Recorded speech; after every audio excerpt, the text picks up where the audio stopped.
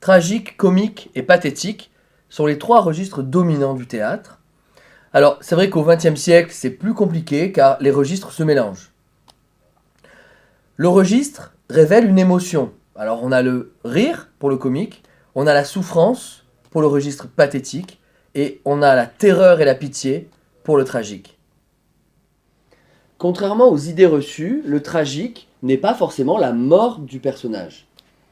C'est plutôt une entité supérieure qui gouverne les actes du personnage et on parle alors de destin, de fatalité.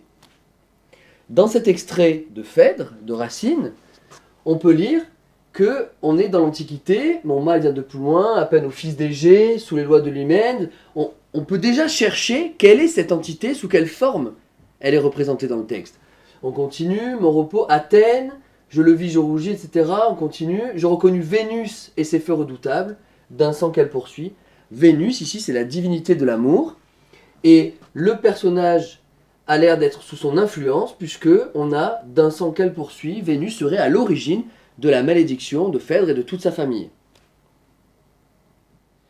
Je m'arrête sur ces deux vers parce que c'est là que j'ai identifié l'entité supérieure qui va fonder la tragédie.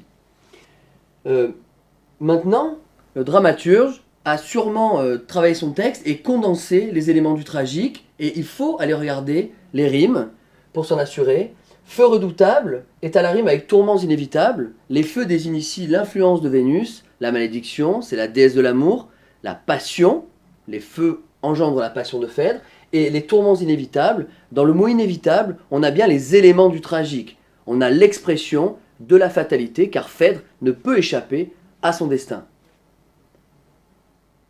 Phèdre est sous l'influence de Vénus, et l'analyse de ses émotions entre pleinement dans l'étude du registre tragique.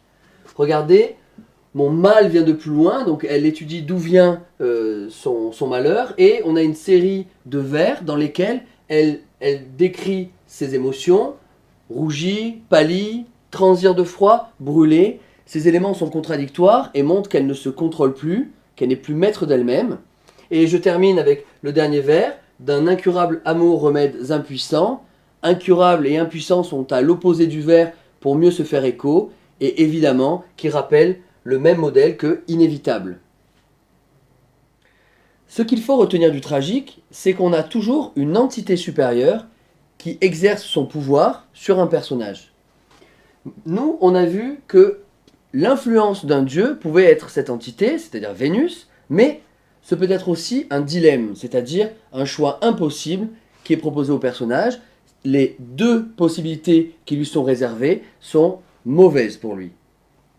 On a un dilemme dans le Cid de Corneille, mais aussi dans Andromaque de Racine. Enfin, le dernier cas est un peu plus complexe. On l'appelle l'hubris, attention à l'orthographe, ça s'écrit ibris pourtant, et c'est la démesure de l'orgueil qui aveugle le personnage de tragédie.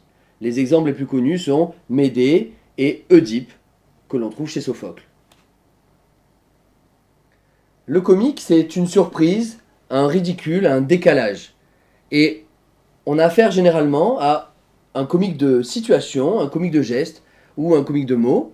Et dans cet extrait du Malade imaginaire de Molière, on a un quiproquo qui est une forme de comique très classique.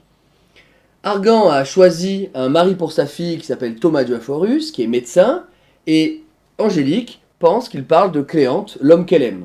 Le spectateur n'est pas dupe et attend à quel moment la confusion va apparaître aux yeux de tous, et donc la fin du quiproquo. Ici, on a la fin du quiproquo, et on comprend que c'est donc Thomas Diaphorus qui l'a choisi et non pas Cléante, et on analyse cette réplique parce que c'est ici qu'il révèle la vérité à sa fille.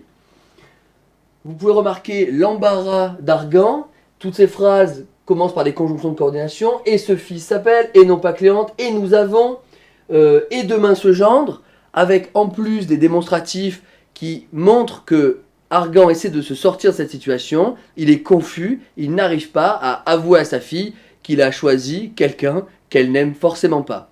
On attend évidemment la réaction d'Angélique. Dans la réplique qui suit, on voit la réaction d'Angélique, qui rappelle en gros le quiproquo, et c'est là que le spectateur rit pleinement. On reconnaît ici la tradition dans la comédie de mœurs du XVIIe siècle de critiquer le mariage forcé. Ce qui est intéressant, c'est la réaction de la servante qui se mêle de la situation et qui affronte son maître en qualifiant de dessin burlesque le projet qu'il a fait pour sa fille. Le mot burlesque est ici un trait de comédie puisque ce sont des caractéristiques que l'on trouve généralement dans la comédie, plutôt grossières, ordinaires. Finalement, pour justifier le registre comique, on cherche au moins 3 éléments. On cherche des mots comiques, des gestes, on cherche une situation particulière. Alors dans cet extrait, on avait un quiproquo, une situation caractéristique. Physiquement, on voit dans les gestes, on devine à la mise en scène qu'Angélique devait être très marquée, hébétée par la situation, et les mots Purgon, Diaphorus renforcent le comique. Tout ça construit le ridicule du personnage principal et qui est centré ici sur Argan, le père d'Angélique.